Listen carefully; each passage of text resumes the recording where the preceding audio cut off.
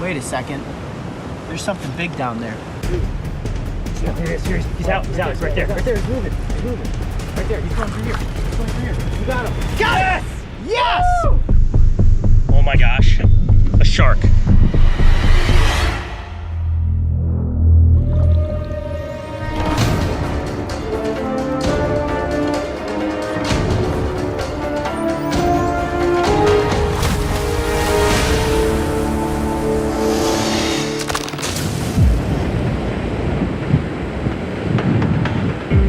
Massive rock formations towered like prehistoric giants as intense waves crashed upon the jagged outcrops. At high tide, the southern coastline of Africa is an unforgiving landscape that has been carved over millions of years. Yet when the tide rolls back, with it recedes the violence of the turbulent water, leaving behind an intricate catacomb of intertidal pools that are teeming with aquatic life. Today we are exploring a stretch of pristine shoreline known as Kenton-on-Sea, a magical place where the South Atlantic meets the Indian Ocean, and to say the least, it's breathtakingly beautiful. The sand was flawless, the waves of water were warm, and with any luck, we would happen upon and get up close with a variety of bizarre tide pool creatures. The tide is going out at this point. Looks like it's still coming in, but it's actually the best time to search for animals. When all the rocks are still saturated, that means that the animals are still comfortable, which gives us the best chance of actually catching them. The water trapped within the individual pools was crystal clear. So as I scouted from pocket to pocket, I carefully scanned the overhanging ledges and shadowy nooks. If there was ever a place for a sea beast to hide, I was determined to be the seeker. We've got a decent-sized crab down here in this little rock pool. There's actually a little blenny next to it as well, which is a small little fish that'll oftentimes sit on the edges of these little cliffs. It's tempting to not go for them both at the same time. We'll see what happens. I'm really after the crab, though. I'm going to use this net because it's a deep pocket of water.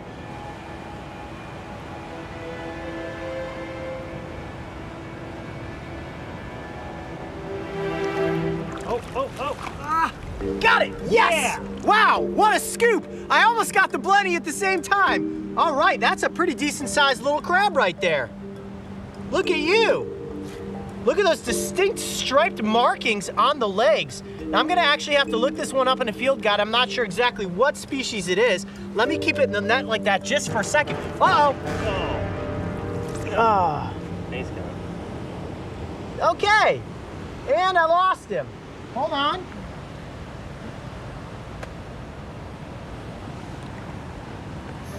Oh, I got a blenny! 2 of them! Okay, game on! All right, well, Lost the crab, got a blenny. Oh, there's the crab. Got him! Now I've got the crab and some blennies! Wow! Hold on, that's how I got away the first time. Look at that! How's about that for cleaning up your mess? All right, well, this is really panning out well for us. Look at these guys. Come here, buddy. I got 2 of them in 1 scoop. All right, let me keep the crab underneath the net. He'll be fine. They can breathe out of water. Look at that. Those are blennies.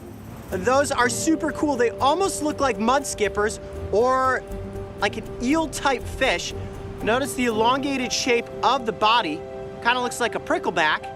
And they do have those long dorsal ridge fins that run down the length of their backs. They actually can breathe for a short amount of time out of the water, so we don't have to worry about them just resting up on my hand. And they can actually skip from pocket of water to pocket of water. What they'll oftentimes do is exactly, oh my gosh, there's an octopus. Nobody move. That's a huge octopus. Okay. You sure? I'm 100% positive. I'm gonna let the crab go. All right, I'm going for the octopus, guys. We're abandoning the crab. I see him. Nobody move. I can see its tentacle, Mario. If you crouch down here, you might be able to get a shot. Actually, I wonder if I can use my GoPro.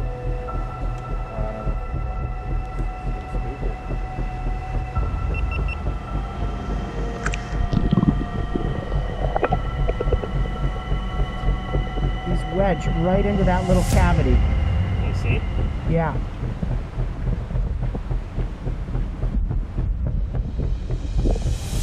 here's what I'm gonna do. I'm gonna actually place my net up in this area, try to reach my arm around and scare him up into the net. Now the good thing is that none of the octopus species here in South Africa are lethal to humans. Keep in mind, if we were in Australia and that was a blue ring octopus, I would not be performing this maneuver. Now, all octopus are capable of biting, all are venomous, but hopefully this one doesn't decide to give me a nip. Serious. He's out. He's right there. He's right there. He's right here. I see him. Oh! Dude. You see him? Where? Right there. He's moving. Right there. He's going through here. There he is. You got him. Got it! Yes! Woo! How about that? Well, the tactic worked. Gently coaxed him out of one pocket and into the next, and there you have it. We have got ourselves an octopus. Wow. I'm gonna actually let him out of the net and onto my arm. Hopefully I do not take a bite. There you go, buddy.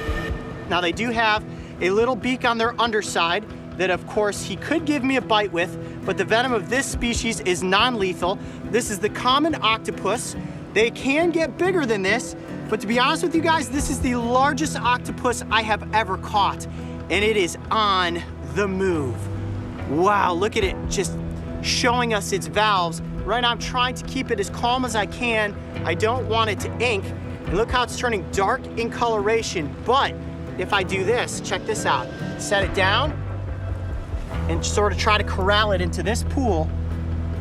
What it wants to feel is like it's protected. Look at that color change.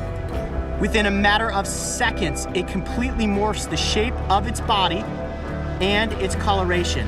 Got an okay shot there? Yeah. This is actually great. You can see it pumping water through the valves on the side of its head. If I keep it like this, it will feel more comfortable. They want to feel concealed. Wow, look at that. And they want to feel like they are hidden. And just like if I were to handle a snake, I want to go one hand to the next.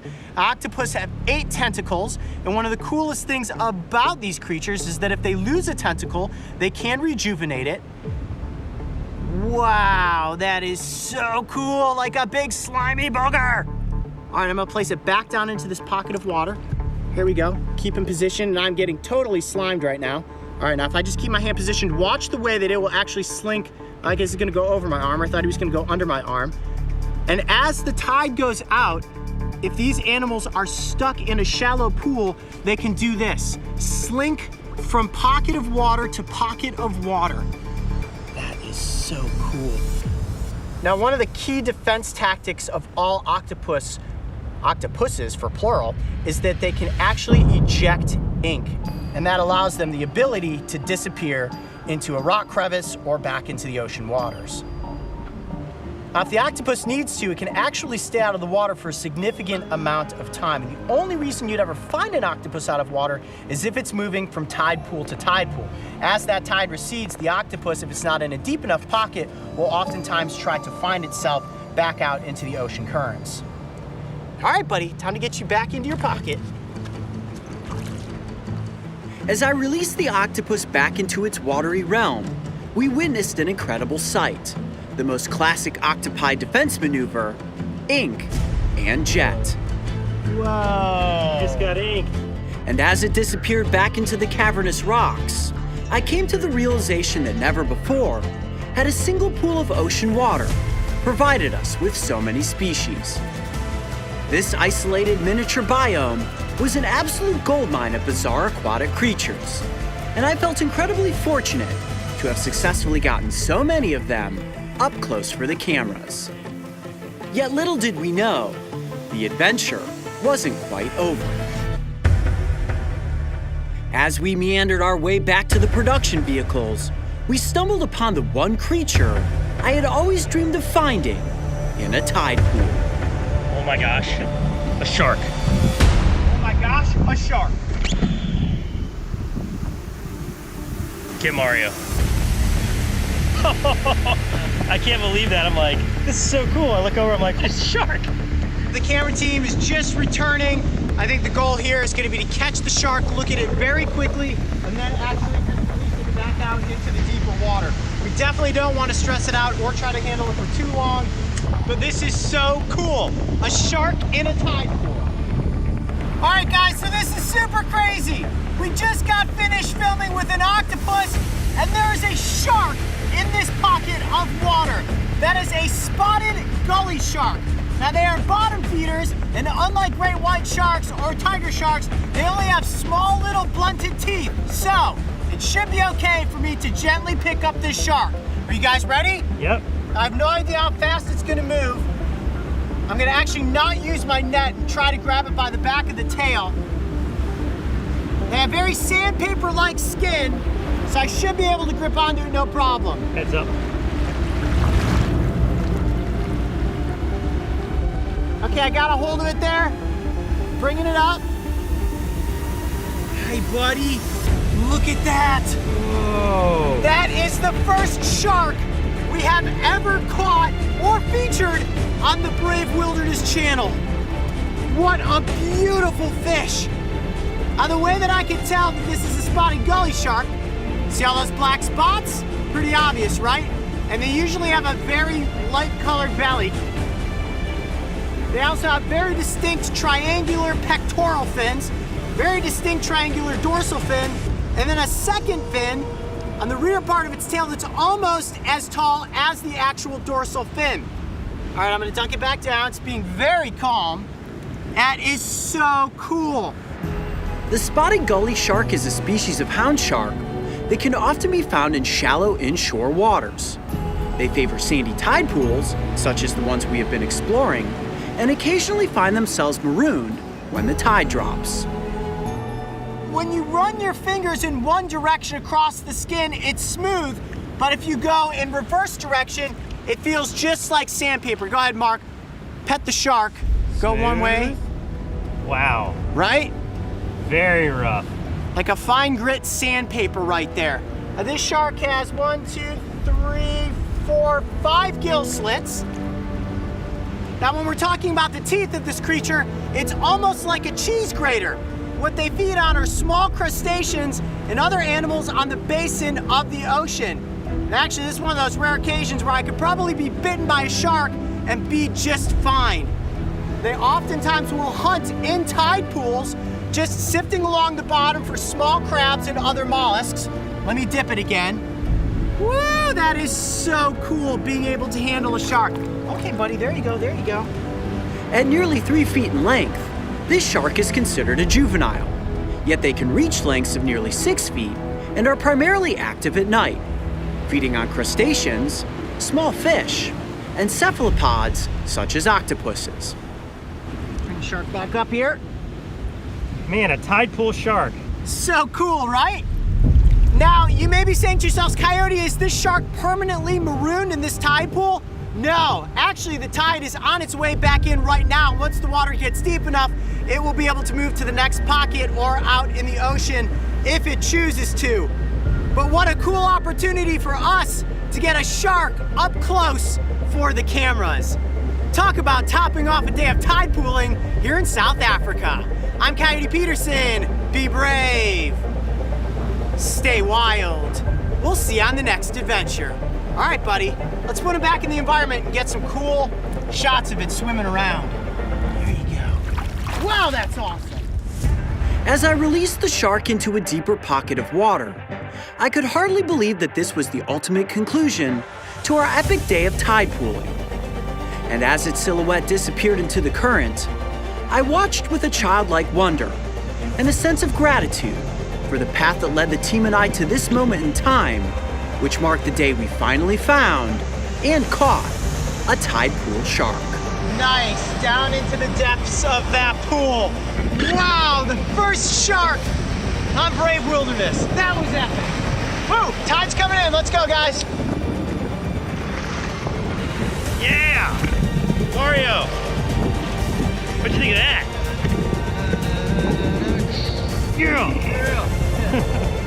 If you enjoyed this encounter, make sure to go back and watch as we get the cameras up close with some of the planet's most fascinating animals. And don't forget, subscribe and click the notification bell so you can join me and the crew on our next wild adventure.